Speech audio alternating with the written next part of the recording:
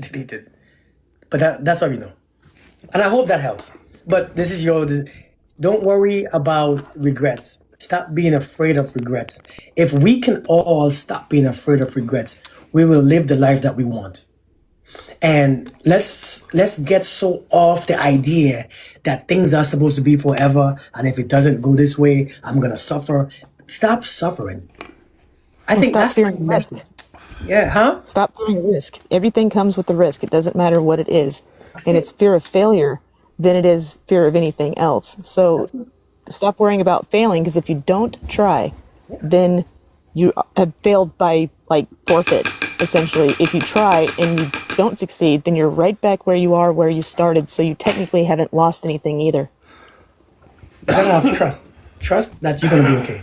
Trust that you're gonna be thriving regardless. Trust that you're gonna be free. I think that's the trust that we lack. With or When you have without a that trust, person. yeah.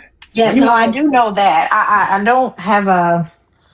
I do know, regardless of everything, I'll be just fine. In correct. all areas. So yeah, I was just curious about just snatching myself away and, ousting him and blocking him completely. But I will give him some leverage, a little leeway. You didn't say that part. I didn't hear that part. Oh yeah, no, I was gonna. When I leave, I leave. I don't leave doors open. So it was, you know, you know.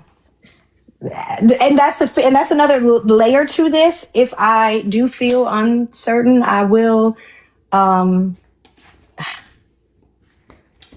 waste my time. So I am able to move forward, and not that I'm, looking for that, but I'm assuming, I know there are people in play that could step up to the plate in the way that I need to. So this was enlightening. I appreciate this. okay. All right. Well, you be blessed. You be blessed. Um. Oops. I don't know what just happened. Um. If you have any questions and you want to come up in the box, go ahead and come up in the box. If you want some perspectives, because we don't know. Ain't not one of us know. We don't know. We don't know what's best for you. We don't know what's the right answer. Ain't none of us, right? Hey, BMS, how you doing? We don't know what's the right answer because there's no right or wrong It's answer. whatever you feel is best for you. Yeah, but understand something. We have to understand something. Every decision that you make, there's a consequence. It's not all pretty. It's not always pretty. It's not always cute. It's not always. Matter of fact, this is why relationships are dying, because everything brings so much discomfort, and we don't know how to live in discomfort for something that somebody might have that they just haven't, perfect yet, or they haven't gotten used to it. We all have I have my crap that my wife I don't care no more. This is just you. I have my stuff, right? And when I realized that a matter of fact, she couldn't stand it so much that now, if I don't do it, she don't feel safe. If you get it, you get it. If you don't, you don't. If you get it, if you know what I'm talking about, you know what I'm talking about. If I don't do it now, she don't feel good. Kirk, what? You okay? Yeah, I'm perfectly fine. It's the same crap that she hated. Now she realized, this is just me. Yeah, it's just. And so I don't want to change that about me. And I shouldn't have to change it about me, because it's not a flaw. It's me. It's me experiencing life, how I experience in life. And I think we all have that same thing. I think we all experience life in a certain way, but we got to stop being so afraid to take a risk. Because no matter how good, if you invest any money into a stock and the stock looks perfect, it looks like it's being good for 10 years, up and up and up. If you invest in it, does it mean that it's going to still go up? No. It means it can drop. It means it can still go to hell. It means that you might lose your money, because we never know. You married to a pastor, a preacher, an evangelist. You married to a crook, a thief, a lawyer, a doctor. We don't know. You married to an intellectual person who is this and who is that. We don't know. And that's the beauty of life, is not knowing. The beauty of life is not knowing, but doing it anyways. Man, you don't understand. That's what beauty is. You think I'm worried about 10 years from now if my wife leaves me? If I'm worried about that 10 years from now, I'm gonna start to feel anxious. I don't want to live anxious. If I think about she leaving me with somebody else, I'm gonna start to feel scared. I ain't living like that. That ain't worth it. I ain't bringing that into this world. So when it happens, hey, yeah, I didn't see. So when it I happens, sent a request. If for some I reason don't it's see not it. showing up, but he said that I don't see it. Maybe he can't come hey, up because he doesn't have enough people. no, he does. He does a type of coaching, and he's a chaplain, so he does the same thing. Try exiting out and then rejoining the room, the live. That might help. Yeah, because I don't see it in here either. And Face, what's going on? Hello. Hi. Hi. So it's my first time in your life, but I find it really interesting. So the same lady that was in the box where she's talking about dating that person and the ex-wife and all that. So I am married and my husband have 7 kids with 7 different women. So You're a saint. so I was kind of telling her like,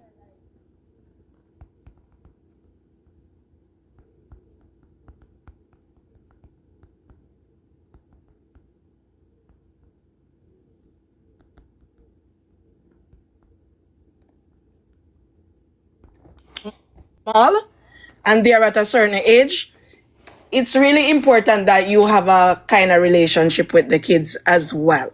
If there's a complete separation, like she's saying that the ex-wife don't want the kids to be around her, then basically she have to know if that's a reality. That's not gonna change. That's what the ex-wife wants. So she have to know, can I live with that?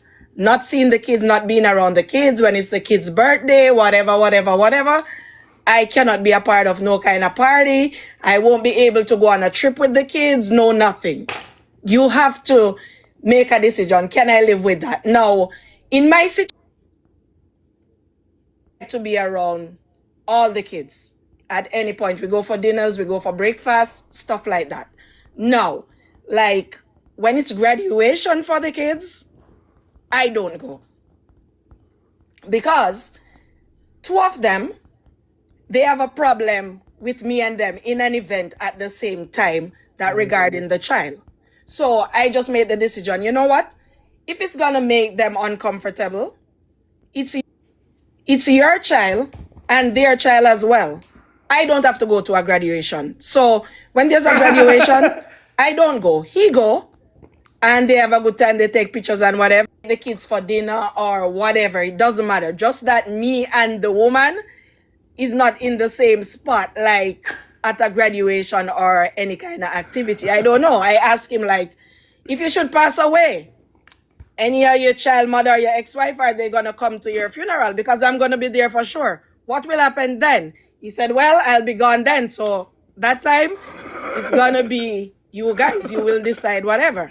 And I said, I wouldn't have a problem if they wanna pay their last respect or whatever. So when you're really with somebody, in her case, it's a bit different because you're trying to merge into a marriage with somebody or a future endeavor. So she have to really decide if she want to live that way, not seeing the kids, because it's kind of hard. Because I like my husband kids. We go out, we have a good time and whatever.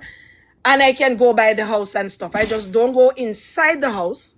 But we can drop off the kids. We can pick up the kids or whatever.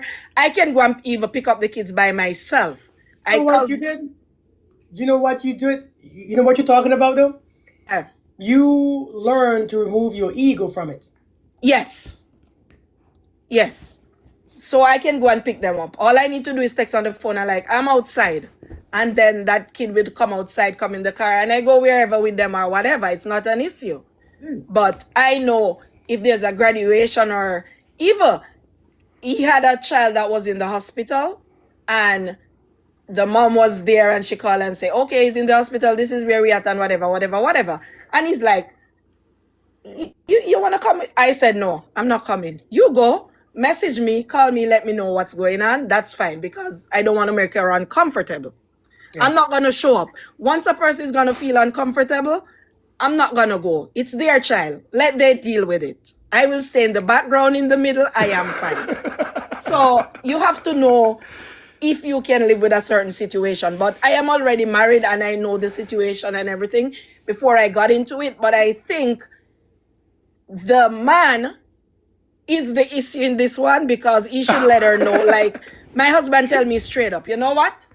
This child mother have a problem with you if you have to be in an occasion or an event with her. So I know. When there's an occasion with that child, I don't go.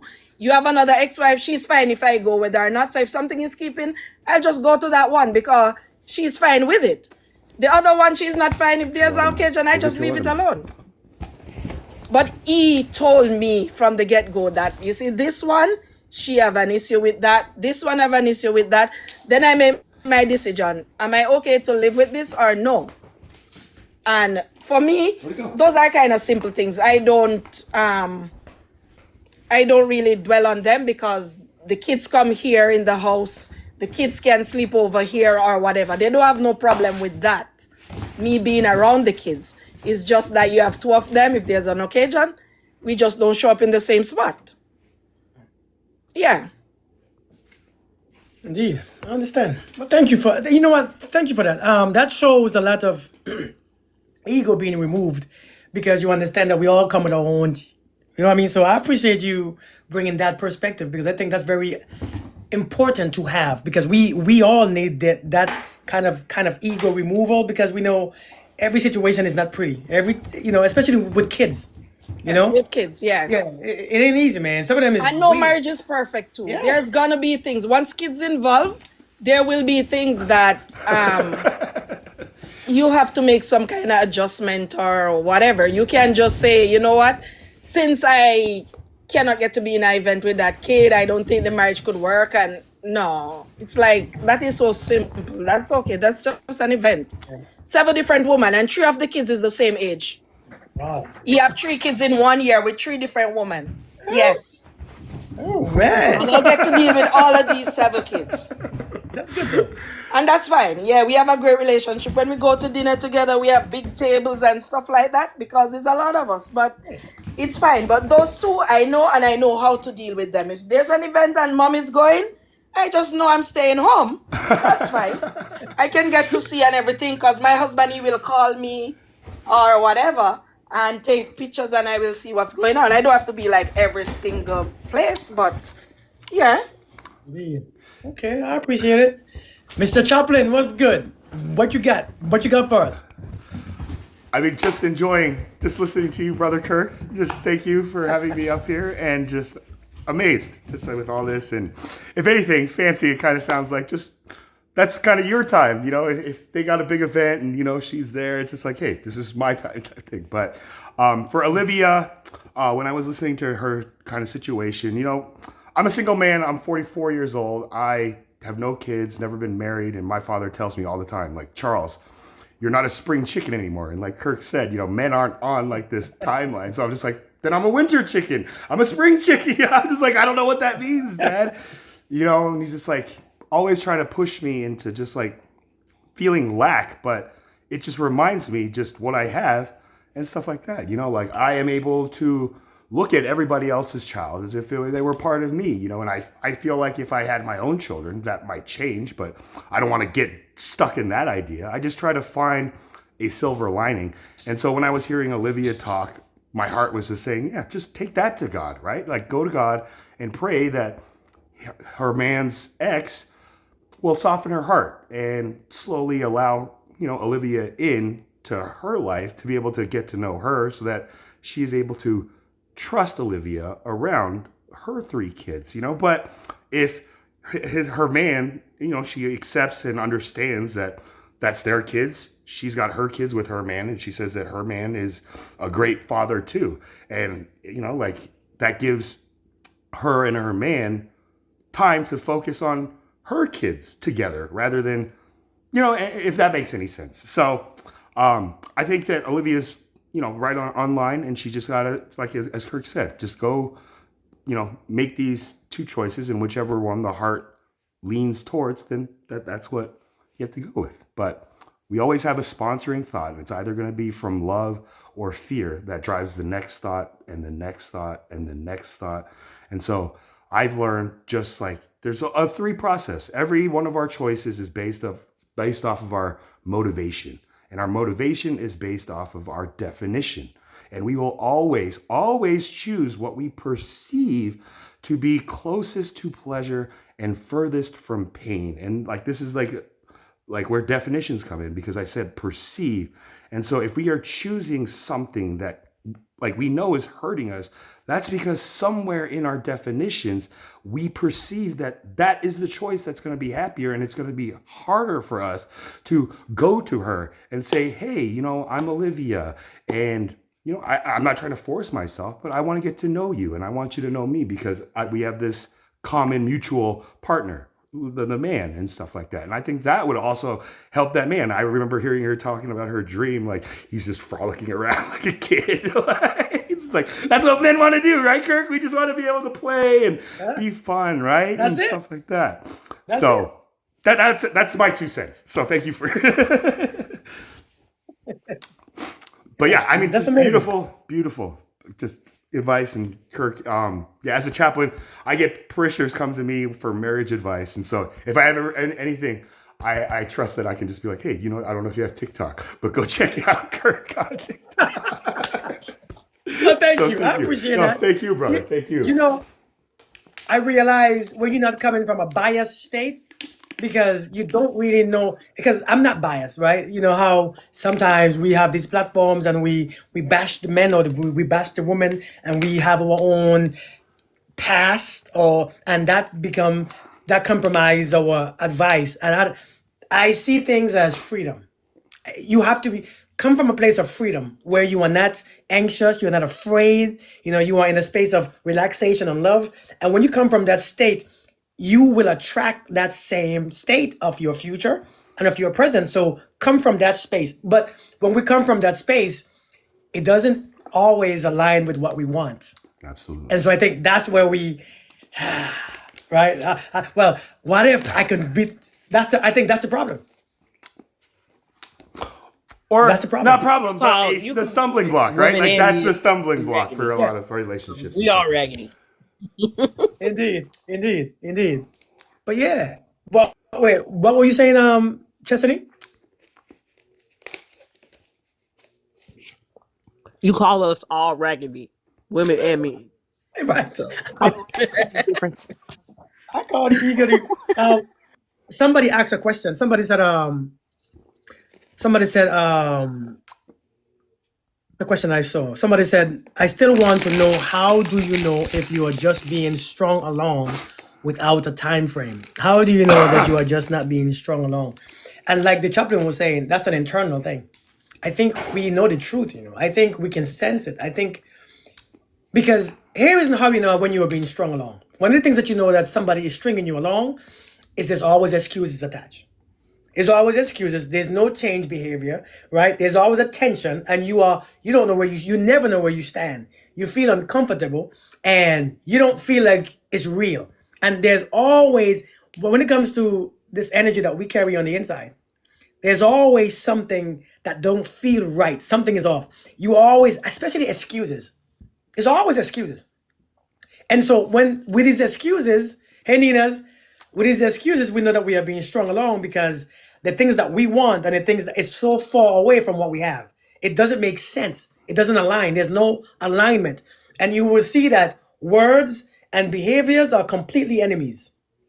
And when you ask a question, there's this tension. Was that when you ask a question, there is no accountability for what they are doing. There's just going away from the questions and they're trying to hide and try to deflect. And so when you see that, you are being strung along. What do you guys think? I mean, Kirk, you said words and behavior are enemies, like in that case. But, you know, I know that our thoughts become our words, and then our words become our Right. actions. Our actions become our behavior. And then the behavior is what defines our character, which defines our destiny, right? So, like, it's like get a hold of your thought. So if you have a thought that you're being strung along, it goes back to kind of what I was saying. Like, there's some kind of definition in our mind that is wanting to have an excuse because maybe we fear that we are like we're exactly where we want to be and have it exactly where we want. Wait, hold 1 second. I think they say I can hear you, but they said that they can't hear you. Can you unmute yourself? I think you're muted still, but I can hear you. I don't know how. Yeah, I can hear him I don't too. have that. I don't have the mute button. Maybe it's her sound. Can I hear Maybe him she now? needs to exit or something like that. No, Yeah. I can hear him. You were just fine. I can hear. Wow, we can hear too. All right, go ahead and say what you were saying. Continue what you were saying. Oh no, I mean, You were but, talking like, about the definition of words. That's where you started out at. Yeah. So like, if I'm in a relationship and I'm just feeling like I'm getting strung along, and again, I'm gonna just like realizing this like in the moment here, you know, like I'm probably thinking of some kind of excuse because I'm happy at that moment and I just need something because I fear it. So like that's when it's just like I gotta, you know, woo-saw myself. That's what I tell myself, and just be in the present moment and just be grateful for what I do have. And if I feel strung along, then I can do something about it. What do I feel strung along? And this is where the word God is an acronym for me. Like I need a goal and like my goal's objective dream or destination, right? So this is where I have to sit down and just like, what do I feel strung along? Because I don't feel like I'm getting to this point, or what is the point that I want to get to, right? So this is where I really have to sit down and write out a plan. And this is where a lot of my marriage proposal or, you know, engagements had come short because I would ask them, I want to sign a prenuptial agreement. You know, I just tell them that. And they're like,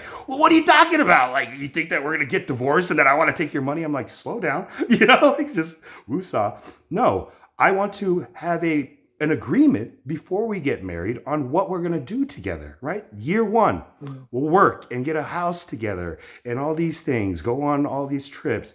Year two, think about starting a family. Year three, year four, year five, the 5-year plan. And if one of us starts not pulling our weight, then I feel like we have a basis for, okay, maybe this isn't working. And that is warrant for divorce. But people just like, you know, like he just is not the same person that I married before, therefore I got a divorce. As a chaplain, that breaks my heart to hear like those kind of couples where it's like, did you guys like ever just sit down and have like a shared destination? You know, my parents, everything they did was as one flesh, as one mind, working towards building a better life and comfort for their children, me and my brother. And that's exactly what they did and continue to do. And so that's probably why I'm still single at 44. But I know what I want and where I'm going. And my father told me, just like for a man, it's very easy for us to fall in love with first sight, you know, but the important part is finding somebody who is truly walking in our direction, in the same direction that we're heading and stuff like that. And I'm just open, you know, like that. That's my prayer that I take up to, you know, like God with me, Kirk, in my closet. Just like, God, you know, just like, thank you for softening my heart. And hopefully this will bring in like the people that I want to be around and stuff like that. And if one of those people is the one, then let it be. But if it's not, thank you for the people that you bring around me type thing. And so I'm always just, it's not a prayer of supplication, just like, God, if you give me a wife, then I can do this. Just, you know, like gratitude. It's all about gratitude for me. And I just hope that, you know, resonates with you guys in its own way. So thank you. Thank you for letting me speak. You're just grateful for everything. You know, you're grateful for the good and the bad. And either way, you're going to be okay. And I remember Kirk saying one day, that's unconditional love. Either way, I'm going to be good. Yeah. Up or down. I'm ready to face it on, right? I'm armored up with God's love and God's light. And so I got nothing. You're living life by being like that. So yeah, that's what I'm working. Indeed. Wait, Miranda, you asking Miranda? Yeah, I was wanting to add what he was talking about with the definitions. So we filter everything through our own experience, like you, Kirk, said earlier, but we don't hear what they're saying. We hear the meaning that is implied with that saying, and that's where we end up having a miscommunication. And then what you were talking about, that there's always excuses being led on, being trailed on. There's always a reason why they can't.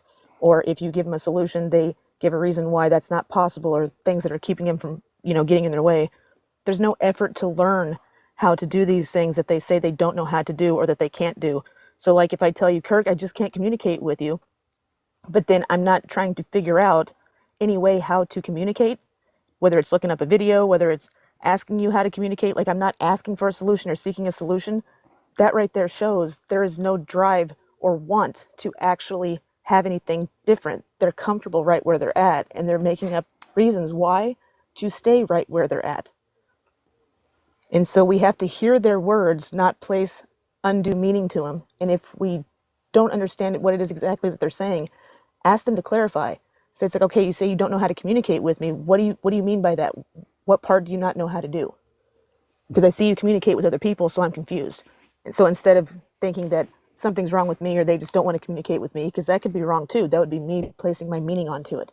So I need to clarify with them and ask them what they mean by that instead of applying our own meaning to it and then assuming. True. Facts. But the irony in Marsha, that, you being Miranda, is that like quiet- you're already communicating, right? Like if you go up to Kirk and you're like, Kirk, I don't know how to communicate with you. It's like, well, you're communicating with me now. So Kirk could be like you said, Miranda, just like, what is it that you want to be able to communicate with Kirk better, right? And then Miranda can say, well, I see Kirk, you communicate with this person this way, Chaplain this way, and I just don't feel this. Then Kirk could be like, well, what is it about the way that you don't think that we have? Like we have to identify that sponsoring thought in that wall, and just be like, like we do, and then realize that we're communicating, right? Like everything is We assume too communication. much. We assume too much. And we think too much and feel too little. If like that, that's one of these things that I take. Like we're always in our head. We always are like thinking about like our gut. Our gut's telling us this. Our mind is telling us this. But our heart is what matters, and the heart is the center point between the gut and the mind. So I always try to, I can see and I can hear by the grace of God, like granting me those senses. But sometimes those senses can overload us from acting, right? So this is where I just have to be able to kind of blind and deafen myself and like hear people and be in a situation just in my heart and in the present. And it's not easy at first, but you really have to know this is what is lacking. And then once you identify, like the first step to solving any problem is recognizing there is one, So when I feel like, my heart is just being jumbled up, there's my starting point. And now I have something I can spend time on working on rather than just being like, just letting it pile on. And so I'm somebody who, like I said, just when I feel some kind of doubt, I have to recognize it and then sit with it and really try to deal with it so that it doesn't carry along. And it's like that term. We all have, they call it baggage, but I try to look at it, it's like, this is my luggage and I got my carry-on and stuff like that, right? It's all are the words that we use. Baggage to luggage. Yeah, just like, but it changes like you're things. going on a trip instead. Yeah, you're right. I'm going on a trip into the new relationship. I got my bathing suit. I got my tux. I got my, casual clothing, whatever. I'm not bringing a bat just in case like the same thing happens that happened in my old relationship. So this is where just changing the word from I have my own luggage as opposed to coming to a relationship and saying, I got a lot of baggage.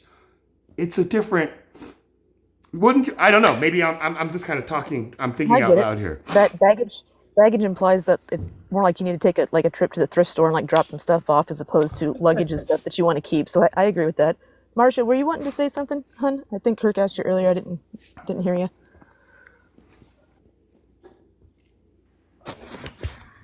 No, I'm okay. Just chilling. I just I think for me it's more like I like to listen to what someone's saying to me. I just like to listen to it. And what I do is I don't form a judgment right away or an opinion right away. I kind of leave it very surface. If what they're saying implies to me, if it's just a general conversation, then that's just a general conversation. But if it's something that's gonna affect me and it applies to me, I like to be slow. I like to take my time and process it on my own. And then I either say, you know what, I have a think about that, and I'll let you know. So because I don't want to respond from a place of like maybe I'm uncomfortable or maybe I'm in fear or whatever, because we're never gonna be like okay all the time and saying all the right things, and sometimes what someone says does affect us. And I just think, just listen, see how it makes you feel. If you think about it or you feel nothing, then you let it go. If it's something that you really need to say, listen, when you said that thing yesterday, I felt really like disrespected or whatever, but just take that time to process it within yourself, whether it's a friendship or a relationship or it's someone that you just met, you know? Um, Good. It's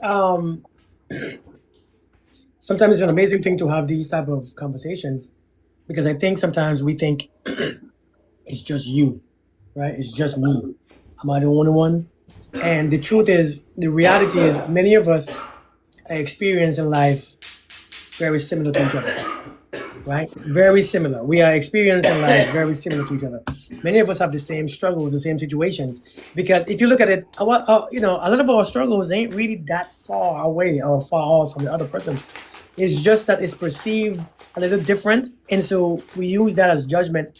But in all reality, man, I think my message on these platforms, my number one message on these platforms is you have to go on the inside to find out your truth.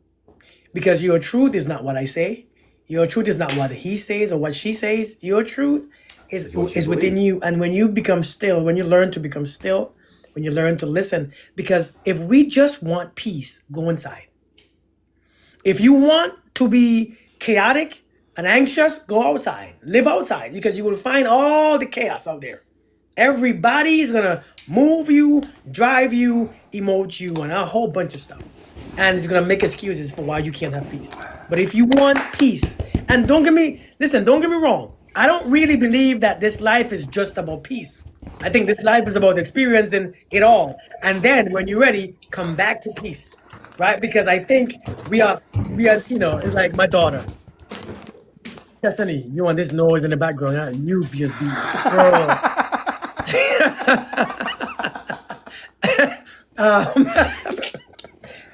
But what the heck was I saying?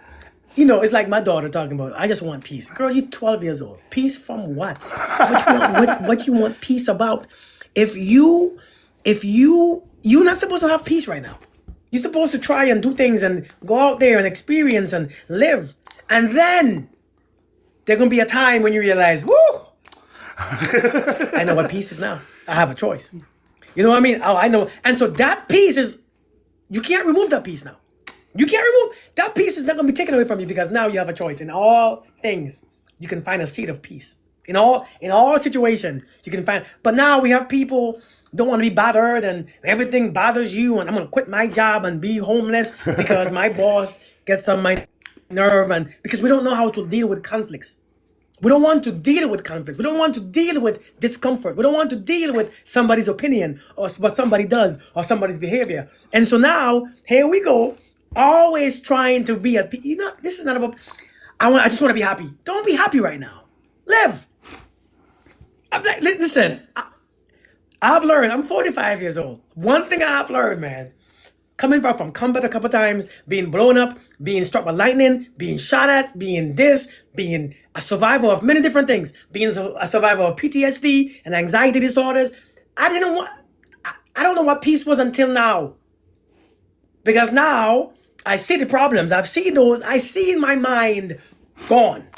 I've seen myself cry myself asleep, and then through all those things going to a divorce.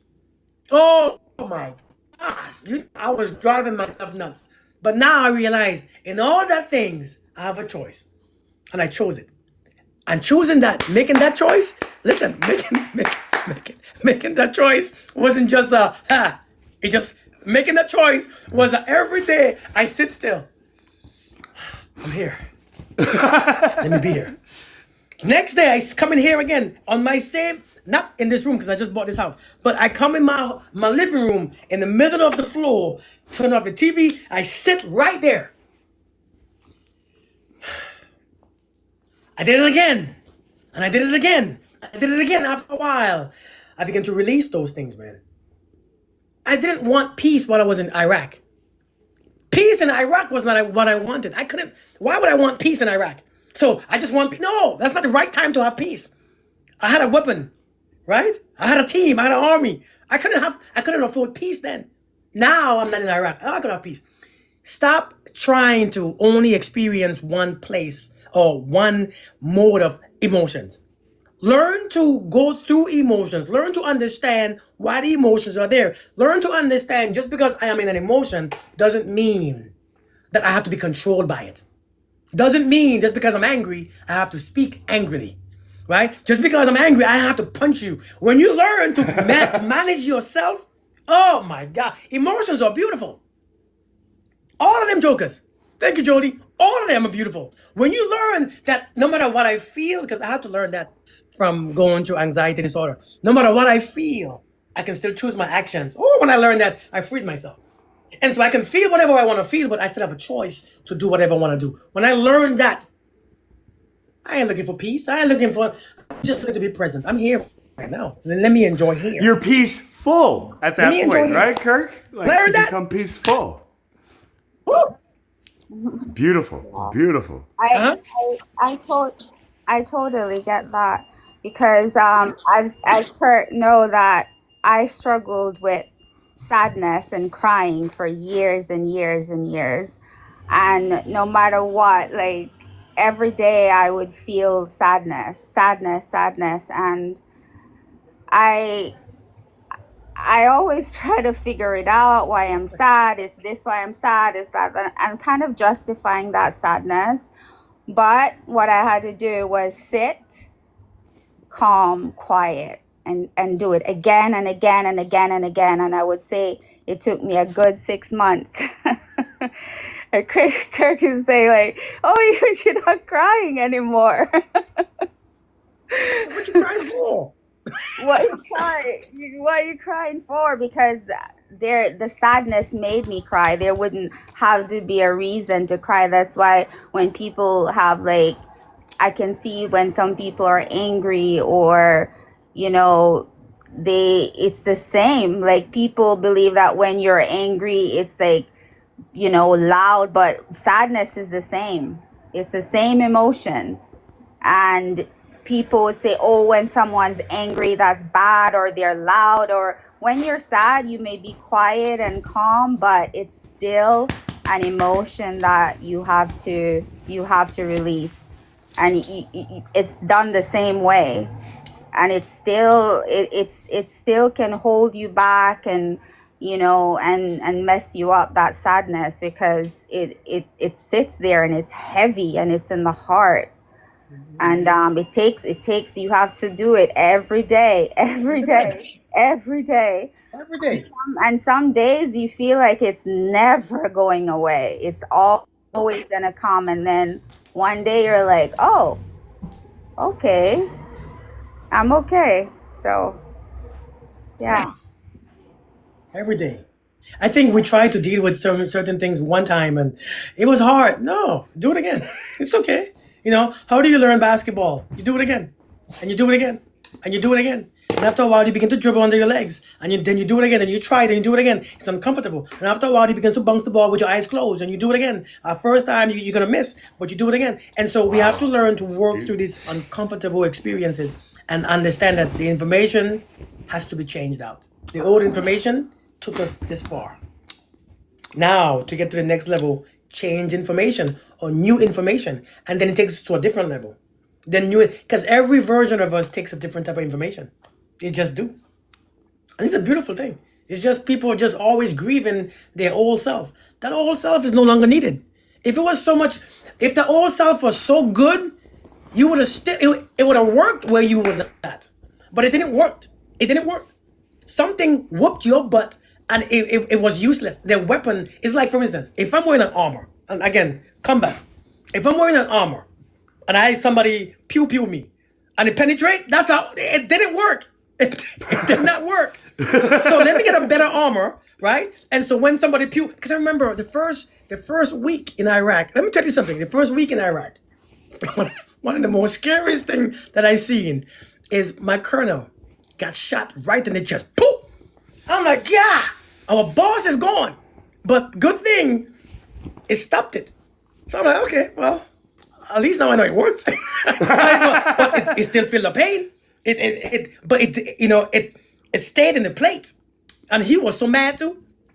So he stayed in the plate, but he knocked him back on his back, but he lived. So I'm like, oh, well, let me put my stuff on, because I know, okay, so now I have a little bit more, and so the people those people stopped shooting us here. And so they did us right in between the helmet and the,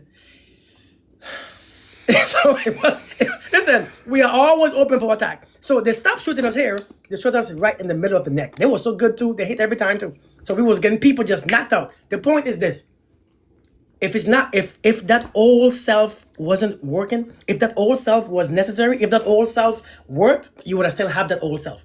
Don't grieve the old self. Create a new self. You haven't lost yourself. It's outdated.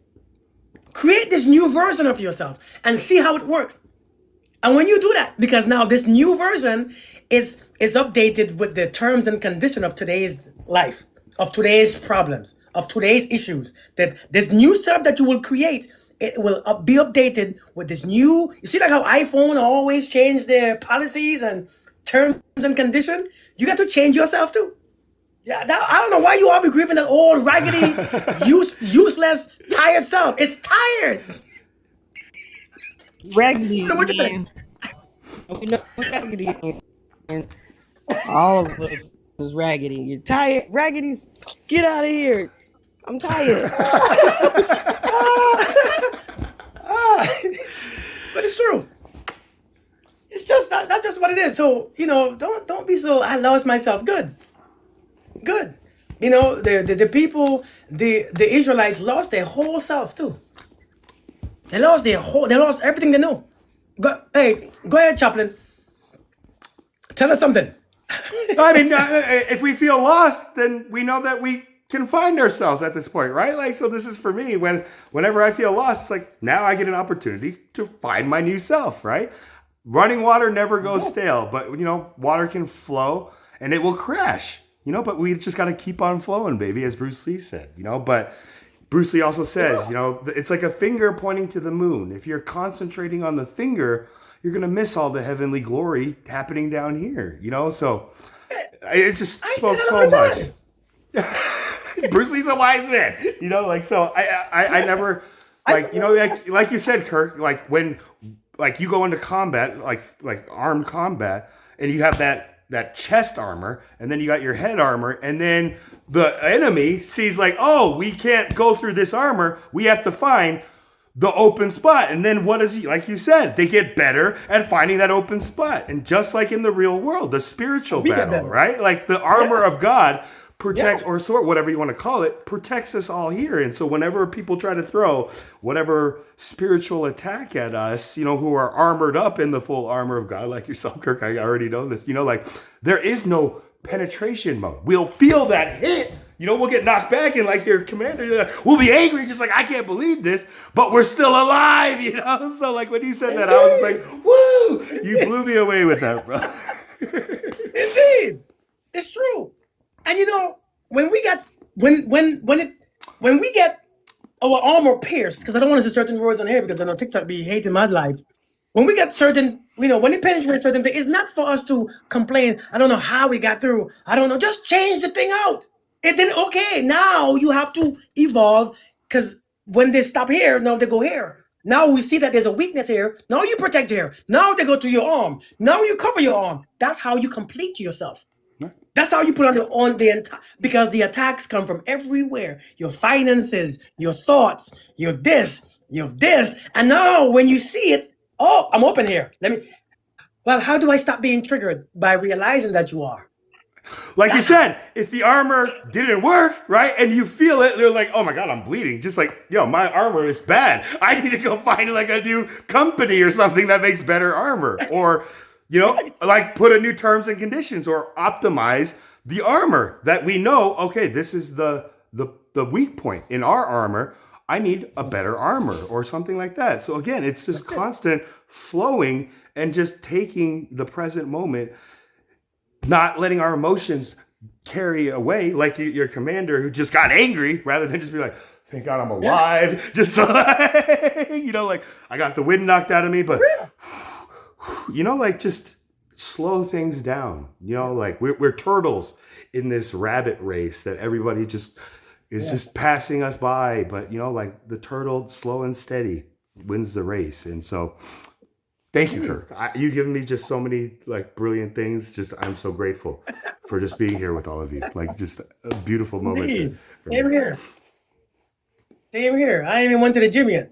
I got I me know talking you for the did. past couple hours. I'm waiting to go do some work I got to do, but I you know, like, so I'm just, this is the beautiful thing about life for me is just like when I know I have things to do, but the present moment that I'm in, I'm just grateful to be there, you know, like that's the thing. And then if I go do the things and just be like, oh man, I should have done this earlier.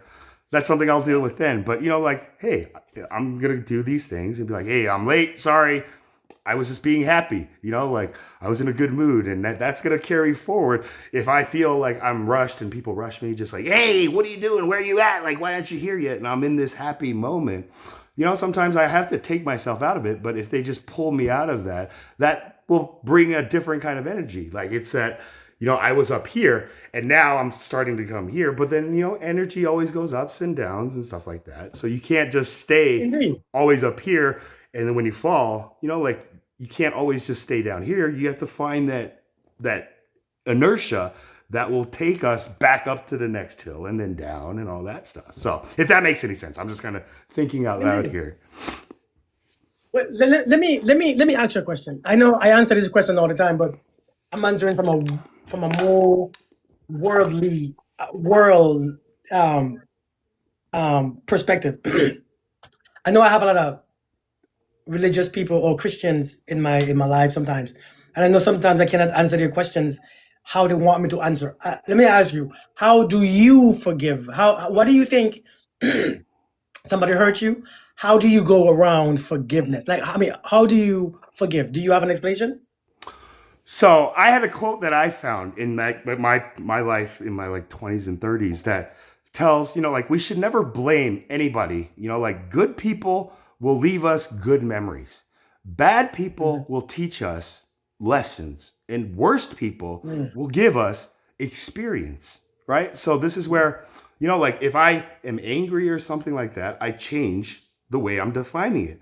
If I'm, you know, like if I'm angry, obviously something in me is either putting them in a bad person or worse person thing, you know, which ultimately they're still, you know, like, so this is where, like, for me, it's like the Lord's Prayer, you know, just like I want to forgive them of their trespasses, just as I want to be forgiven of my trespasses. Maybe I'm like, you know, like melting around in their mind too. So like, this is where I have to know that if I have some kind of grudge, you know, it's that saying, you know, if we have let a grudge like remain in ourselves, it's like letting somebody live inside us rent free. And as a landlord, I know like you got to give a 3-day notice. And then if they don't, you know, do these things, then you got to go to court and then you got to evict them type things. So this is just where I just slow things down. And you're right. You know, like as a chaplain, I see Christians, Muslims, just like religious things. So for me, it's just finding just one thing that fits all. And that was the best quote for me, Kirk. And I hope it works for you. You know, you just don't blame anybody, you know, just, you know, take the good with the good and like hold those memories. The bad, take the lessons from the bad, and the worst, that's the experience that I take on. And then, like you said, once I put a new armor on that made me feel so hurt, then I will have that new armor and it resonates, you know, and it's battle tested for me. And so like, it's been a process. And for Christians who just say it's just hard for them to forgive, then they're not really following Jesus yet. So it's just like, maybe I tell them just like, just go into your Bible and just look at what Jesus does. You know, like he had Peter, his like right hand man, his cornerstone, just like you're my boy, and his like at his like final end when he knew he was about to go through the most pain, he asked like his companions, just like stay awake, right? That's all I need you. Just stay awake while I go over there and pray. And he's just praying fervently. He's like sweating blood, and then he goes back, and they're asleep. You know? And he's just like, I asked you to do one thing, and you just fall asleep. The spirit is willing, but the flesh is weak. You know, and he tells him again, stay awake. I'm going to go over there and pray again. And he does, and, you know, like whatever he says. But then he goes back and finds them asleep. He doesn't sit around just like angry again. He just moves on and goes to court to Pontius Pilate. And then they wake up, and Peter's just like, where is he? Right? And then he catches up and sees like everything happening to Jesus. And then, you know, like the woman comes up to him and just like, hey, don't you know that guy? And he's like, no. And he's like, no, I swear I've seen you with him. He's like, no, I don't, you know, and then this is where he hears that rooster crowing, just like Jesus telling him, just like you will deny me 3 times. You will hear the rooster crow 3 times. And just imagine being Peter, just like he told me this was going to happen when I'm watching this type thing. And so now Peter has this regret, right? Just like type thing. But then the Lord comes back and just says, hey man, there's no beef. Like, you know, like you've been forgiven. Feed my flock type thing, right? So I hope that helps, you know, if in any way. But, you know, like I said, if I got married like people, I'll send them to you. You got Christian people, you can send them my life. You make me want to read that again. Just the way how you tell it. You make me want to read it again. So I would read it tonight, just for the reading's sake. You know what I mean? Amen. So I appreciate that. I appreciate you, brother. I appreciate that. Marsha. Now, Marsha, I don't mean to have you go after the chaplain, but can you explain to me how in your past or in your life how do you apply forgiveness, or how do you forgive? How does forgiveness work for you? What have you done that helps you, or whatever else, your way? I think for me, forgiveness came from acceptance of what happened to me. So I first had to accept the things that I've went through, the people that have hurt me and lied to me and did this, and betrayal and abandonment and all those things. I had to first release that pain and suffering that I was holding within myself. That was the first step. And then slowly first I had to accept it, that this has happened to me. It's really affected me. It's really messed me up. So accepting what has happened to me, see the issues that I am hurt. I am in pain. I can't trust. I can't love. I'm sad. I had to see all that and looking at it, and it wasn't pretty. And then starting to release that slowly.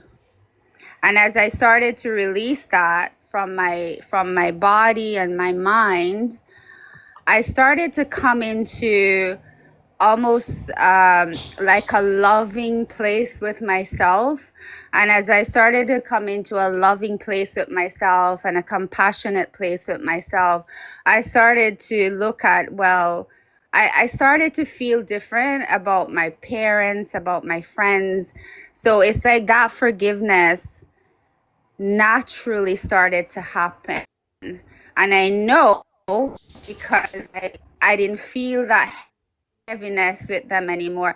I felt love. I felt like, wow, I understand it. It's like an understanding and an awareness that kept happening. But it did take time to go through that process. And I never, if I felt angry or upset, I always come back to like releasing that and seeing that, whatever their reasons are. I don't try to go into why they did it and da-da-da-da-da. I don't. Because once you go there, you're taking your way out of what you're trying to do.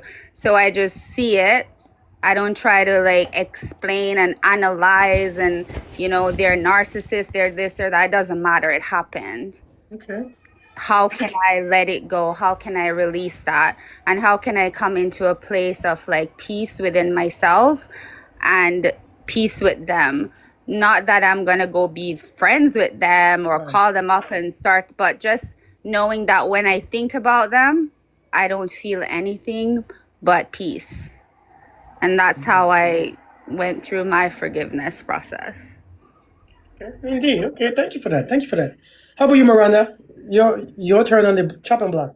How were you able, and are you still experiencing it, or are you still struggling with it, or if not, how were you able to forgive those who have brought you some discomfort or pain? I know a lot of people say that they accept what happened to them, but I don't look at it as acceptance. I look at it as I allow it. I allow things to be how they are. And based on what I see and what has already happened, because I can't choose it, because I cannot accept it. It's not going to change the fact that it still already is. So if I just allow things to be how they are, then I'm able to move into a way of accepting things. But I usually have to find a way to,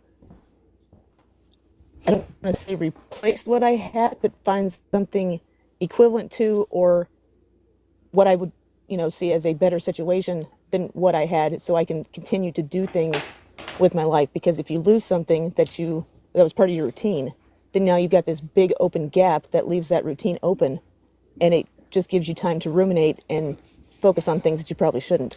So filling it in with things that can be new in your life to enter into your life, it's like, it keeps you from doing that. And then after that new habit or that new routine becomes established, we end up being able to let things go because we become grateful for the new things in our life, which means we become grateful for the experiences that we had in the past, regardless of how painful they were. And in those moments is whenever the forgiveness happens.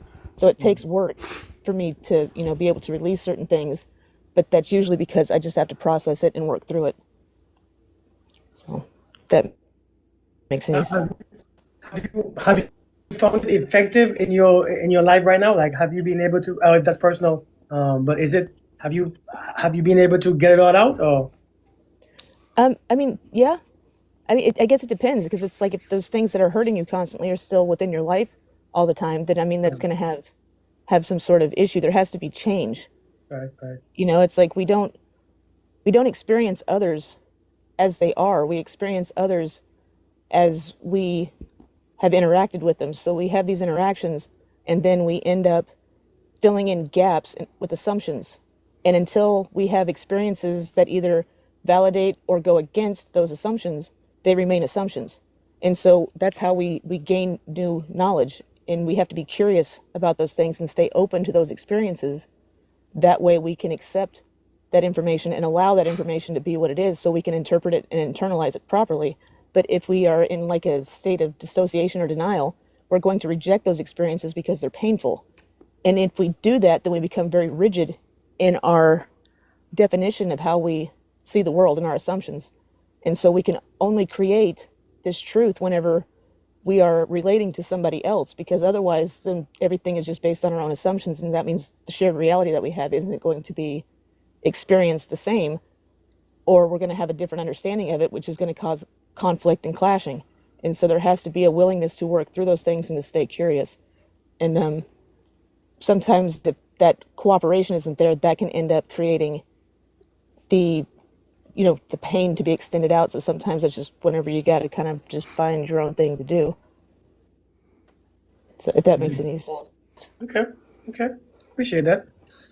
Chesney, how about you? How were you able to forgive, and how were you able to forgive those who have hurt you, or are you still struggling with forgiveness of certain things, or the heavier things? Oh, and how do you do it? Well, kind of like Marsha and Miranda says, the first thing I do, well, I've learned to do, is stop overthinking and accept it, and then release it. Like release it. It's like, this is what it is. Okay, we have that. That's a fact. So now let it go, because it's not my present. it was my past. It's not even happening anymore. And as long as I try to keep it there, it's going to still be alive. And then I started sending them love, peace, and joy. Replacing my thoughts.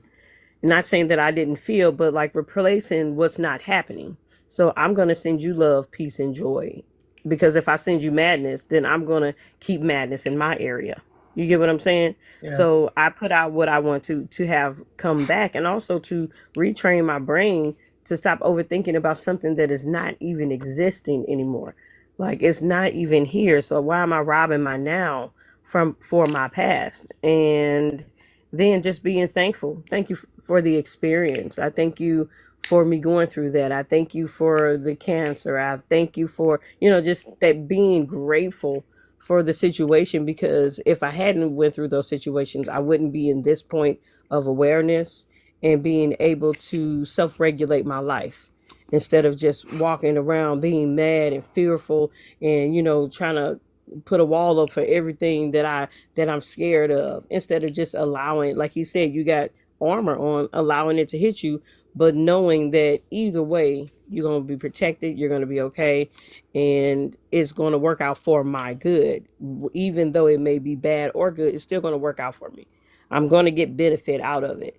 So, and like you was talking about that gratitude, just staying in gratitude, like I'm in agreement with all the great things, all the good things, all the, the love that I want to experience. Before, I wasn't in agreement with it. I wasn't for sure. So now I know, so I'll just be in agreement. Thank you. Thank you for this. Or if I think about them, thank you for that situation. And I send them love, peace, and joy, not anymore, using to be, I ain't gonna say bitter, but just that why me? Why this happen to me? Why you do this to me?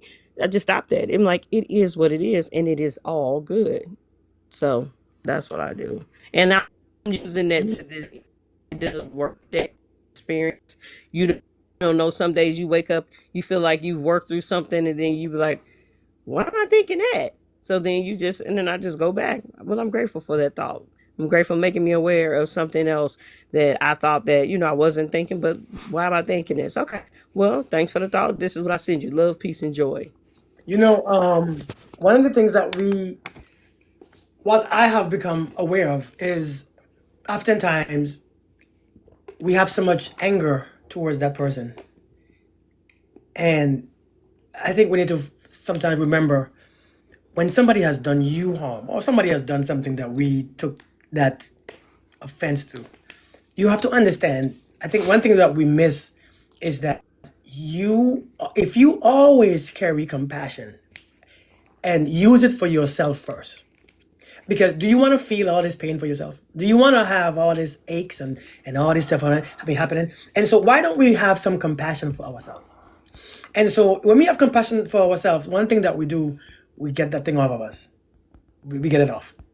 And now if I get it off of you, if I get it off of me, now I'm looking at you like you haven't done anything, right? So I get it for you too. And so we have to first have compassion for ourselves. We really have to have compassion for ourselves. Because why will we carry all these things? Have compassion for yourself.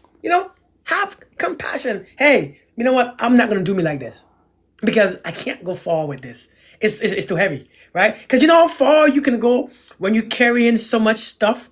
You know how far you can go when you're carrying all these bags? You can't go far. And you're moving slow, right? I mean, you really can't. You can't do anything because you're carrying. And you know what's hard to realize is you carrying all that bags, and that person who have done the offense ain't carrying nothing because you carrying his stuff. And so they're they're skipping along like nothing happened, right? They're skipping along, and we're here carrying their bags. No. Hey, you carry your own stuff. And so when we have that thing in our minds, that I have to have compassion for myself. I really do, because this is not mine. This is not even mine. This wasn't even. It's like if we're luggage with wheels. This wasn't even mine to begin with. And so let me respect myself, because I think a lot of times we have to respect ourselves, right? We have to choose ourselves, and in choosing myself doesn't mean that I have to mistreat you. And choosing myself means if I choose myself, I must choose you for your flaws too, right? But I have to respect if I respect myself, I'm not doing this to myself. I can't. I think so. We have to go back to compassion and respect. The thing that we carry that we don't think about is that we carry the Creator in us. We carry the Creator, and so every time when we act like we ain't got Him with us, we deny Him like Peter did. We have to remember, hey, I know you're with me, and I want you to have the best home. And so let me clean myself. But I think it's a practice. And I know I'm saying this, and I know you're probably thinking that I'm just talking, but this is really what I practice. I have to do it, because if not, I'm going to let the outside distract me. It really does distract you. It really does distract you, because what people are doing, what people are saying, you really take it personal and you affect yourself with it. But you can't. So you have to first have compassion and respect for yourself, and then bring that honor back, because wherever I am, God is there also. So if I'm here, I know God is here. So hey, listen, all right, now let's do this together. And I think that's something that I'm aware of. And so, I was talking to my wife earlier today. I was like, hey, you can't take that man personal. You can't. I said, because when you take that man personal and what he's doing, number one, you don't know if he's actually unaware of what he's doing. Number two, you don't know why he's doing it. Number three, it ain't your business. But number four, you control your own energy. You can't let him distract you from. I said, because when you start to act like him, oh, you don't like yourself anymore, because you don't like what he's doing. So you don't like yourself either. When you begin to behave like them, you can't respect yourself anymore, because now you're seeing them in you. You can't respect yourself. And so you have to remember, take that stuff off every single day, because we take it up. Sometimes we get this. Sometimes it hit us. Oh, shoot. Chaplain, on a spiritual Christian side, how do you personally practice forgiveness? Like I said, and this is where I heard a lot of the sister guests here just like use the language we allow or we accept and stuff. And I I acknowledge just like something I feel wronged. I feel wronged. If I need to forgive somebody, then obviously I have a feeling of being wronged. Now, why do I feel wronged? Because I feel somebody got through, right? Kind of like you were saying. I had like this armor up, and they found an exposed entry point, right? Kind of like in the neck or in the heart, or they got through the armor that I had. So I just find myself, just like Bruce Lee says, don't pray for an easy life. Pray for the strength to deal with the difficult ones. So when I find somebody who I feel wronged, in my heart, in my prayer, I just say, you know what? Thank you, God. Now I know where I can go stronger, right? And so I don't need to forgive them. I thank them by telling them, just like you showed me something about myself that I now need to go figure out. So thank you for that. And next time I see you, I will have a new armor on. And if you do the same thing to me and I react the same way, then that says something about the new armor that I came back. If I come back and it doesn't affect me and I'm in peace and joy and compassion and I send that back to them, and then all of a sudden they feel kind of whatever, just like, what's up with this chaplain? Like he's not like angry anymore, even when we are like this. That is when I've transmuted my energy onto others. Do unto others as we wish them to do unto ourselves. So when Jesus says, love your neighbor as you love yourself, he's also really saying we love our neighbors the way that we love ourselves. So if, like your wife, she is taking something that somebody else, another man, is doing personally, that is because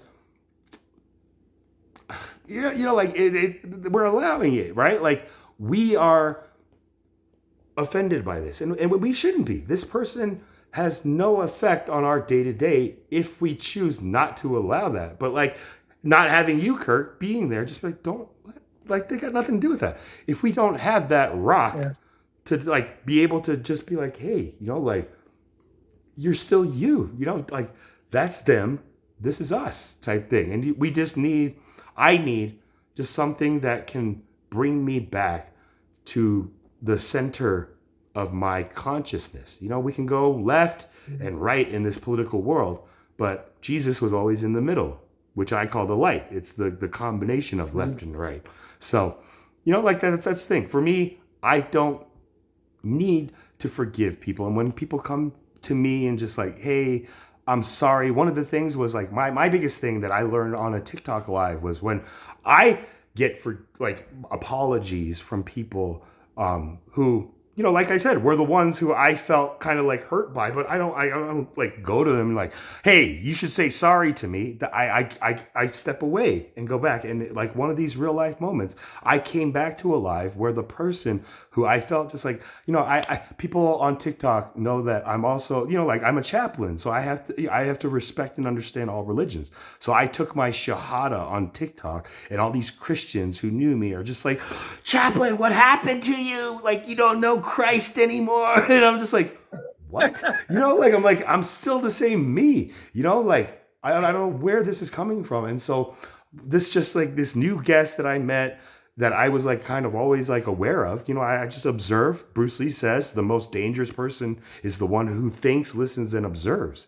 And that's who I am on TikTok, especially. You know, like TikTok is the new spiritual battle like ground that I personally see for all of us to get through ourselves and figure out what bothers us, if that makes any sense. So I use TikTok. I use this tool as a tool, not like a weapon type thing that I feel a lot of people are doing whether they know it or not. And so I'm somebody like yourself, Kirk. We have our armor on, and we know that sitting here with whoever we bring up or go and sit with will not affect us. And if it does affect us, we are aware that we'll get better type thing. And then we can come back and be better for other people. So that's my answer. Appreciate that. Appreciate that. Miranda asked me a question that I missed. She asked me, wait, Miranda, come up on the mic. Ask me again, because I want to go back and read all this stuff. You don't want to read that. You had mentioned about choosing yourself, and so I think whenever people hear that, a lot of the times they're sitting there wondering, well, how do I choose myself if other people rejected me, or what does that look like, or what motivated you to make those decisions and actually act on that decision to choose yourself? Because I think a lot of us, we want to do those things, but we lack the motivation, or we don't see a point in doing it. And so trying to overcome that, I think, is the first step and probably the hardest part for a lot of people. You know what? That is true. And you know, like what you have always said to me is that there's always somebody there, most of the times, to show you something different, right? To show you something different, a different way. And even though I didn't have that person physically, I searched for that person online, right? I searched for that example online. Because when I started about 10, 11 years ago, nobody around me was that person, right? But I began to, because I know something was wrong. But because first I had to know, you know, this is not it, right? This is, and we all know, we can all feel that we know something is off. That I think that's one thing about human beings. We know something feels off. This is not how I'm supposed to live. I can't keep going like this. Something is off, right? So the question is that you have to ask yourself is, you know, I mean, is this it? No, this is not it. Because I'm anxious, I'm scared, I'm insecure. I don't look at myself. I feel terrible. I feel lost. This can't be it. And so if I know this is not the way, there must be another way. And that is where now we have been rejected. I know we have been rejected. I know we have been rejected. And I know it's hard. How do you choose yourself when they have rejected you? Damn good question, right? Now, here I do. Back in the days, I had to understand. I had to first thing first. I had to, when you're looking for something, the answer shows up, you know. It shows up, but it doesn't show up the way how you want it to show up. It shows up in somebody bringing up something that you thought about. What? What'd you say? Say that again. Right? What'd you say? Say that again. And then you go somewhere else and somebody bring up something else. And then because what you are looking for, it leads you to that part, right? Because I don't know how it happens. I don't know why it happens and why it happened that way. But I think once we want something, we begin to see evidence of it. And I think that's a part of faith and it's a part of creation. Once we want something, we begin to see evidence of what we want based on conversations, and people begin to show up differently, and we begin to listen. And once you begin to listen, all the people are doing they give you an idea. You take the idea, you ponder on it, it leads you to somewhere else. And then I begin to read. Once I begin to read, man, I realize I have options. Now, if you are in this world by yourself, you probably won't be that screwed up, right? You probably won't be that messed up because you live here, nobody else live here. So who's gonna raise you to become a negative, anxious, scared person? Nobody. Nobody put that in you. And so also, so since it's not, because we're not born with that nonsense. It was taught. That's taught behaviors. Families, because we look at our mothers. We see how our mothers deal with stress. We look at the fathers. We see how they deal with stress. We look at our siblings and everybody around us, and we begin to pick up those habits. We begin to deal with certain things the same way. We begin to react the same way how they react. And so we are taught that. If nobody else lived in our world growing up, we will never learn those things. And so now that we have learned those things, we need people aligned with us sometimes to show us, hey, there's a different way. And so you find those people. The only problem is you might have to look in at the whole different location. You might have to be selective in who you bring around you. Or there's a YouTube university, and then there's books. I found my in books. I began to read because I'm like, it has to be something else. So what motivated me to look elsewhere? Because it wasn't working. It wasn't working. Miranda, when I tell you I was suffering, I was sick. Everything was breaking. I looked good on the outside. I had a six-pack. I was really defined and cut, and I was strong. But on the inside, oh my God, I was tired. Right? I couldn't stay awake. I was stressed. I was going through my divorce. I think that's why I'm graying so far. You see how much gray I have? I really think in my 30, 20 something, I had gray hair. I had gray hair already. And I look older. And because I had so much hell going on, so that I begin to, this can't be it, man. Everybody who I touched, everybody who I messed with, every woman who I'm with, they suffer, they break, I hurt them, I bring them pain. What is happening? Once I realize everyone who I touch, I bring pain to them, I'm like, this, nah, that can't be it. Something is off. Every woman that I touch hates me.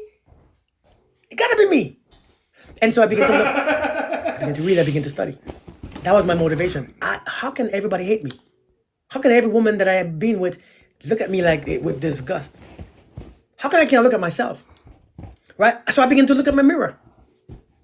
To believe that it was possible. How did you grow that belief it was something achievable? I don't think that way. I was in the military for 20 plus years. If I want to do something, I'll do it. So I never really struggle with if I believe it's possible. I always know if I wanted to run 2 miles in 30 minutes, I'm going to do it because I practiced it, right? So the military have helped me develop a discipline that if I want to do it, I do it again. I do it again, and I do it again, and I do it again. I don't care how I feel, I just do. So I came from a background with the military. So that question, if I want it, I'm going to do it, right? No matter how I feel, because that's what the military taught me. But a lot of people do. It's a mindset to what's the point, right? So the question is, but you believe that it was possible. How did that belief it was something achievable? I had a Christian beginning. I had a religious beginning. My mom inspired me and Christianity and my faith. I was always told, you can do all things through Christ who strengthens you. All those things stayed in my mind. So you can't go too far from those belief systems. I don't care who you can't go too far because the foundation is already set, right? The foundation is set. I think this is why I use religion, because religion is set. It's a set belief system that you have a generalized. Because whenever you build on religion, you're building onto the same foundation. And so the religion stays right there. This is why oftentimes you will see me pull the Bible out, because it makes sense. A lot of things, it makes a lot of sense. And so I begin to use that memory. My mom, Christ said, and I believe in faith. I really believed in faith. And so I know if I do it long enough, it's going to come. And so I did it. And I did it. And I did it. And after a while, I began to see the differences. Now, here's the thing. When you begin to see a difference is when it motivates you even more. When you begin to see a difference, it motivates you even more to go to the next step. You can't be tired. You just can't let it be draining. You have to do it because, especially when you know this ain't working. Like when you know this right here, it ain't working. It is not working. I got to push somewhere else. Because if I understand this right here that I'm experiencing, anxiety, depression, remember I was in hell. And then I got struck by lightning, and I was like, oh no, I'm done. No, this ain't it. I'm done. I learned my lightning experience has taught me something very unique that I'm blessed to be struck by lightning and still be here. My lightning experience taught me when you get struck by lightning, you don't stay there. You crawl somewhere else because if lightning strike the same place again, I'm foolish to be there. And so I remember when I got struck by lightning, I woke up. As soon as I woke up, I began to crawl and cry. Right? I began to make a weird. I remember I was scared. And I began to crawl on my shoulders, began to crawl on my elbows. I crawled and I passed out again. And when I woke up, I began to crawl again. I passed out 3 times, and I crawled 3 times while I'm hearing the other person who got struck screaming, boy, you're in the same place, move. Why are you still there? I'm crying. And then that's when I stop. I say, God, what is it? You really messed me up. Like, this really messed up. How did you choose me to get struck by this nonsense? How? That's when I realized life is too short. Get rid of the nonsense. Get rid of it. Do it now. Don't hold on to one of it. Don't hold on. I don't know. Miranda, it came to me. If I tell you why I did it, I will lie. Something just came to me. Because when you get those near-death experiences, life is like this. And maybe you have to go through it, this version to understand. When you almost come close to this death, you realize, do I want to go with this in my heart? Do I want to go being angry? Do I want to spend my last day being miserable? Like, do I want to spend my last day hating you for something that you probably don't even know that you did? You know what I mean? You say I'm electric. Seriously. But do I really want to spend my last day in a holding anger? No. Because I realize how quick it really is. Miranda, it's quick. When I tell you it's quick, it's bam, you're done. You're go. And so when I get struck, and you know what struck me was, you know what? Funny, when I got struck by lightning, I was texting a woman that I had no business texting, and that.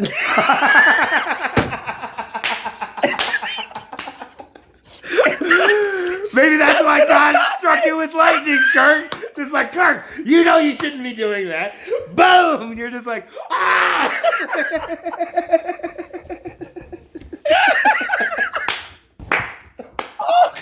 Oh my goodness. I'm telling you, I was talking. Man. Oh my gosh. I was texting her, and I probably shouldn't have been texting her. And I was, bam! Oh! And it was so quick, right? Because when lightning hits you, your body is not really functional. It's just too much. And so you just crush. And I still mess with a woman. I don't know why I still did it. But that should have been my warning. But the thing is, it made me realize life was fragile. And so I began my journey of empathy and compassion and understanding and listening and growing and removing things that I no longer had a reason to carry and remove my anger and removing all this nonsense that people carry every day for no reason that doesn't help us. And I remember I learned pack light. Just pack light. And when you pack light, wherever you go, that's what Christ did. Wherever he went, he had just enough. He had food, he had shelter. Pack light. And pack light for us, don't pack all those emotions. Don't pack all this anger, bitterness, because you're not going anywhere with that. Because wherever you go, they will reject you. So just pack light. And no matter where you stay, no matter where you come to, you will always find your way out because you're not carrying all this stuff. So I've learned. So what motivated me is my near-death experience a couple times, being blown up in combat and being struck. But life is, and every time I passed out. Why do I keep passing out? But damn. So now, I promise you, woke my up. last minute here will be beautiful. Yeah. My last minute here would be beautiful. So now, that's my motivation. Life is too short. I ain't going, someone said, the purpose of every raindrop, hey Roxy, the purpose of every raindrop is to find its way back to the source. The purpose of every raindrop is to find its way back to the source, which is the ocean, right? To find its way back.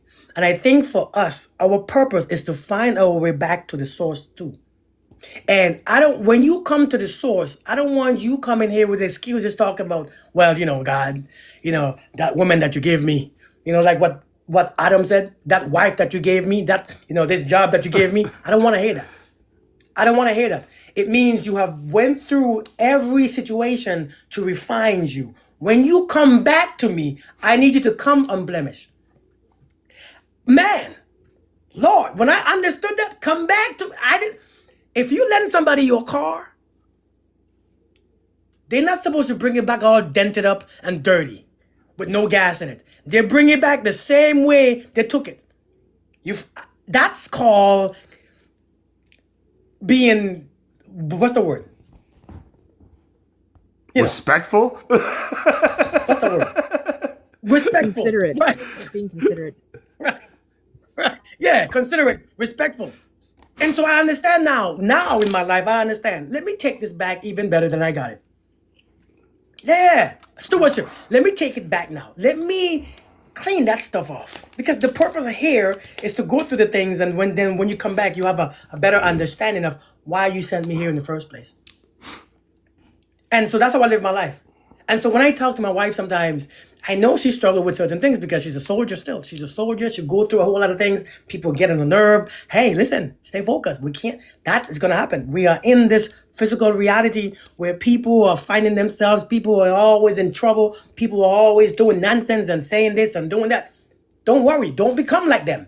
Once you become like them, listen, you hate yourself. And many of us have become like those who have hurt us. And now we hate ourselves. We really do.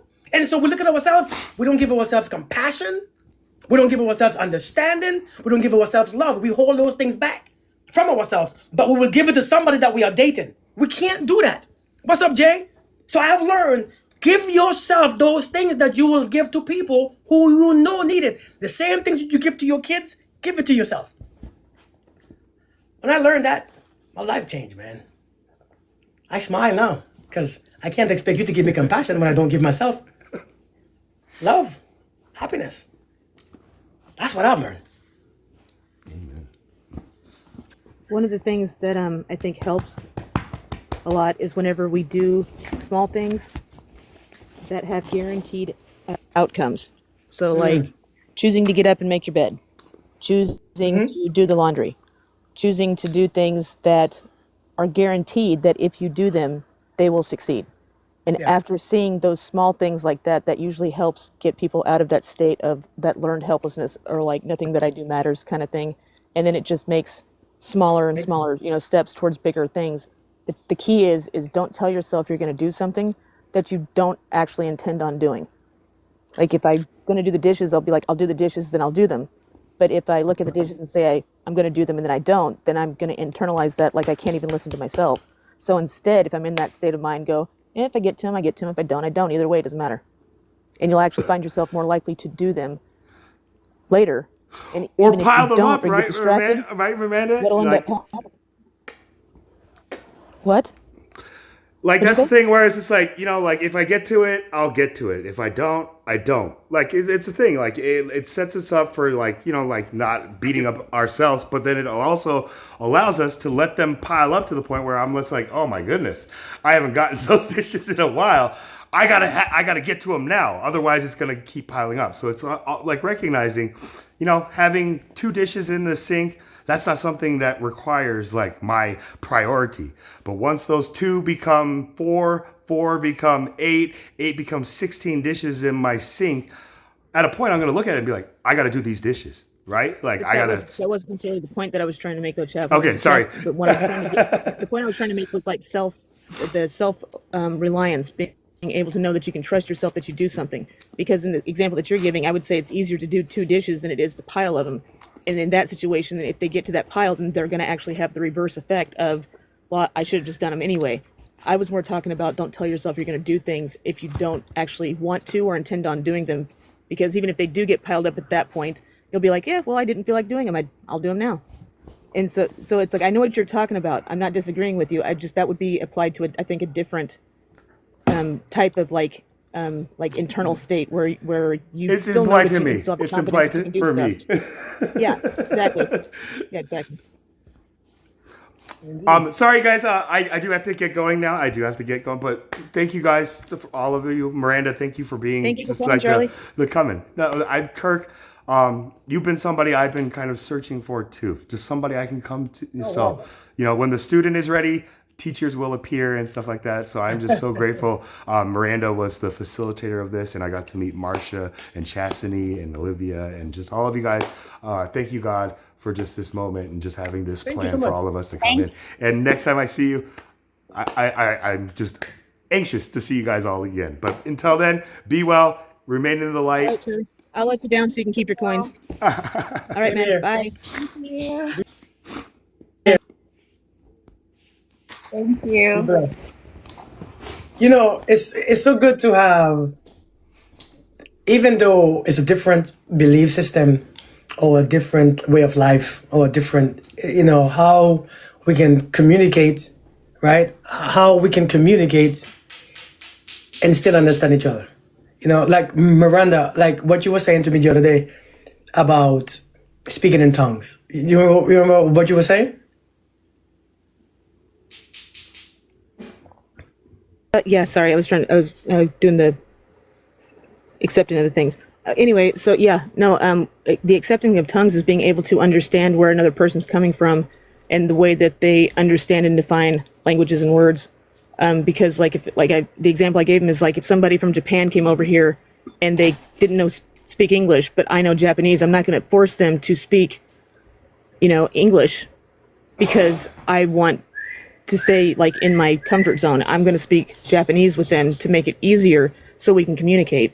And I think that that's what speaking in tongues is being able to understand an individual person's distinct communication style. That way the communication can actually get somewhere instead of being so stubborn where it's like, no, this is the definition. This is my, you're going to do it my way. It's like, it's being considerate and then just stepping into their space to communicate with them, because I'm more worried about the communication and the understanding than I am being right and, dominating them. Indeed. I agree. Somebody's saying that they want to come up.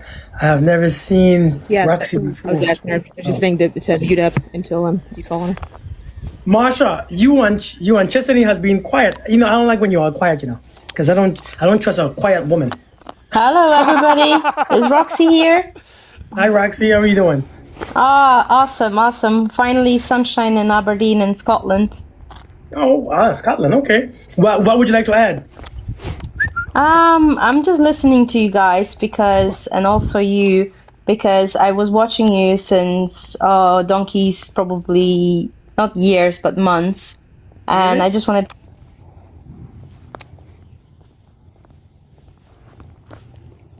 And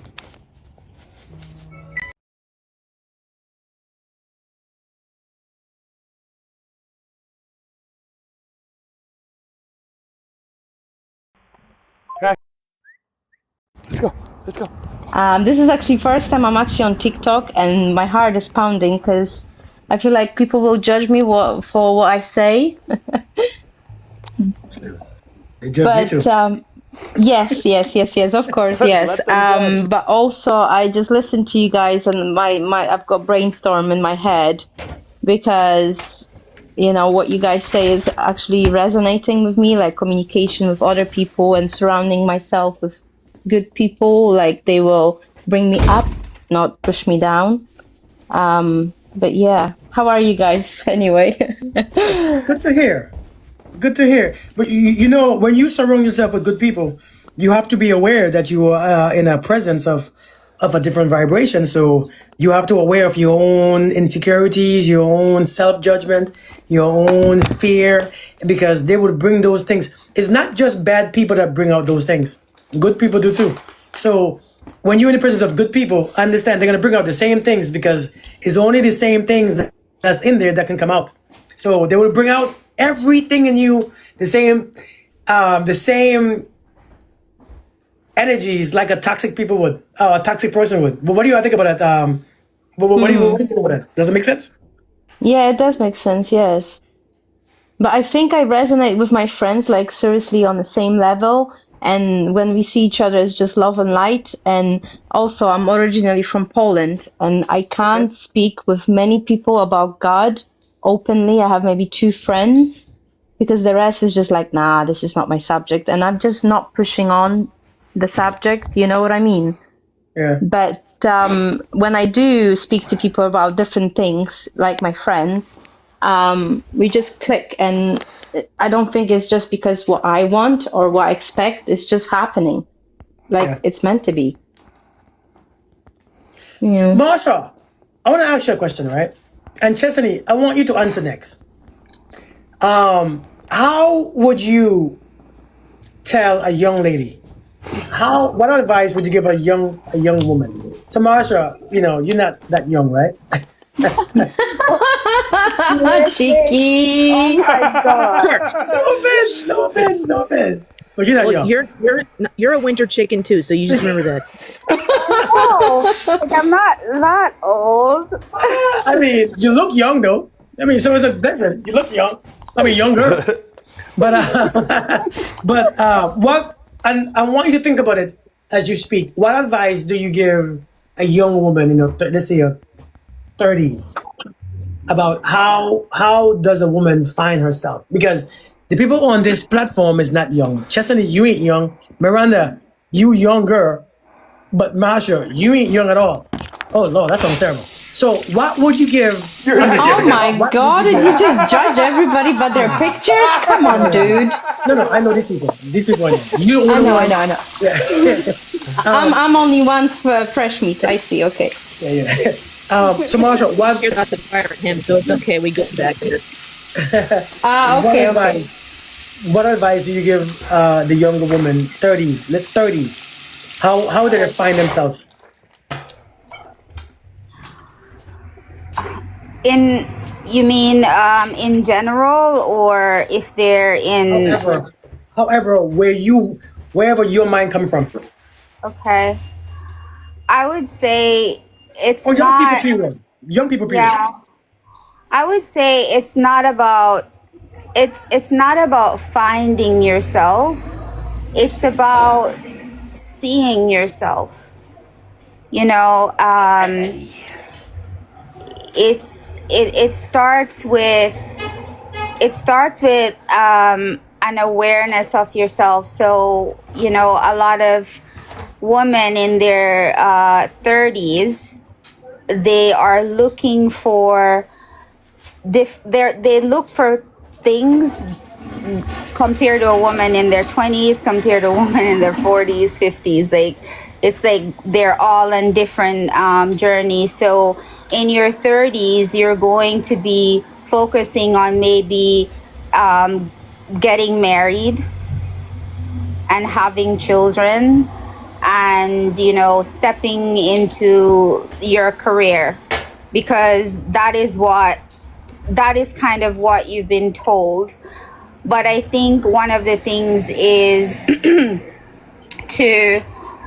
I would say start with reading, getting information, speaking with a therapist or a coach or someone, not because something is wrong with you, but just to have like a mentor or someone some guidance and some support, not from your friends, a professional, somebody that you respect and admire. Don't start with your friends. Like if you have a problem, you're going to your friends with it and taking advice from your friends, and nothing's wrong with that.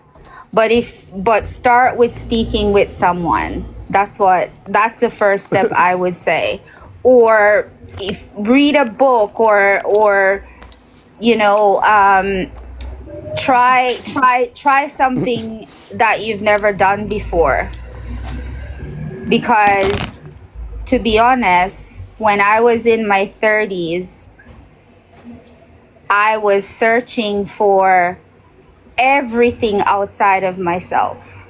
You know, physically, I need to look this way, I need to dress this way, I need to speak this way, I need to date this person, I need to do this. I was always seeking for things outside of myself. And if I had someone that sat me down and showed me the things that I know now, you know, I would have made different decisions in my life. Not that I'm regretting the decisions, but a lot of times I know we say, well, we got to go through things and we got to experience things and you learn from your mistakes. But sometimes a lot of pain and a lot of suffering that we go through, we don't need to go through it. We don't. We can save ourselves a lot of problems. And sometimes don't wait until you're at rock bottom to seek advice or support or help. Do it when you're in a good place. When you're married and do it when everything's going great in your life. Don't wait until things are like not going great. Then you're like looking. Yeah. But it's good to do it when things are good. Because when things are good, it's easier. It's much easier to evolve and to grow. And that's when you can really step into a beautiful life. You know, you have a good job, you're in a great relationship, you're pregnant. Do it from there. Don't wait until, you know, you've broken up and you've losing your job and now you're like, I need help. If you're able to make a golden honeymoon, then you are able to do it when you're in a good place. And the demons from the world forever. A lot of women in their 30s, they're in a good place. Start there. Start reading and learning and evolving from within. Don't look on the outside, what this one's doing, what that one's doing. She's better than me, she's prettier than me. All that stuff I would tell a woman in her 30s, go within.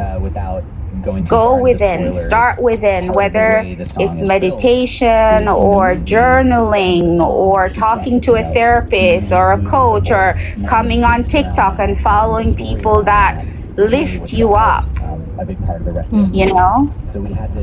Okay, appreciate that. How about you, Chesney? What would you think? Thank you, Marsha, for that. Marsha, I like that part. Don't wait until you need help to seek help. And even though, how I put it just don't make sense, but how you put it there, don't wait until you are at the rock bottom to look. Don't wait until you have like a pile of dishes in your sink to get married. So that's a beautiful part. I think that's something that we have to learn to actually do for real. Because I think we wait until we can't listen to anything because we are too anxious and we are too scared and we are too feel rejection and feeling of this, and so we can't really receive what we want to receive because we're not really receptive. We are not receptive, to the information. So especially when we are fearful and scared. So yeah, I like that part. Chesney, how about you, Chesney? What do you think? What would be your advice? Sorry, just to add to that little part. I know there's so much conversation about like creating your life or, you know, manifesting and things like that. But when you're in a good place, it's easier because you're not, you know, you're not in lack, you're not in pain, you're not in like discomfort. So when you're in a good place, it's easier to create even a more amazing life and adding things and feeling fulfilled when you're in a good place. So I just wanted to add that as well. It's a little easier. Thanks. Hey, Mar, how about you, Chesney? If you're still there? Yeah, I'm here. I was just listening. So give me the baseline. How old are you, Chesney? I'm 48. Okay, good. So good. So you're nice and old too. Go ahead. Yes, I'm nice and seasoned. Yes, I am. Mature like wine. Yes, fine like wine. Yes, an acquired taste. What would you? Okay. Yeah, go ahead. Go. What was? Do say the question. What would I do How right now? would you? How would you advise people in their 30s to live the life that they desire? And yeah, how would you go about encouraging somebody? Like somebody, like let's say your child. Your child is 30 years old. They're not at peace yet, and they're not happy. They are going through a whole bunch of stuff. How would you advise them to find that place? Well, the first thing I would ask them is, what is your perception or vision of happiness for you? That would be the first question. And then I would ask them to ask themselves, are you giving yourself that happiness? Like, because if you're looking for it outside of you, that's the number one problem. And I went through that in my 30s. So I would tell them, find out what is happiness for you, and then find out where in your life are you not giving yourself that happiness. Because I thought that it was outside of me. I thought it was, with me.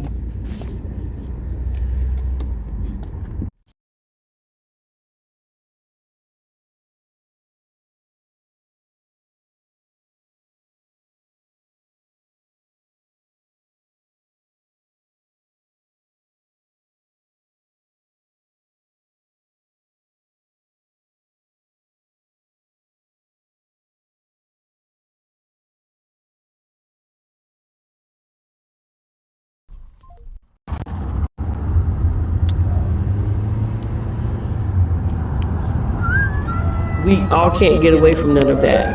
So if I look at it, it's like, okay, life is going to happen. But what are you putting in your life that brings about the life that you desire? And why, like for me, I'm like, why do I keep attracting these same people? But it's like, I'm the common denominator. So like, go back to you. What's going on in you? Where is your place in which you're not feeling your love or the best, or or why are you looking at life in a certain way? You have to really just go within. And I just tell people, choose yourself when you're making decisions. Make sure you're choosing yourself, because you are the only thinker in your brain, in your body, and it is only your journey. It is no one else's. So anything outside of you, you don't have any control of, but you do have control over yourself. And figure that out. And then everybody else will follow suit, because you show people how to treat you by the way you treat yourself. Okay. I started treating myself better. Good.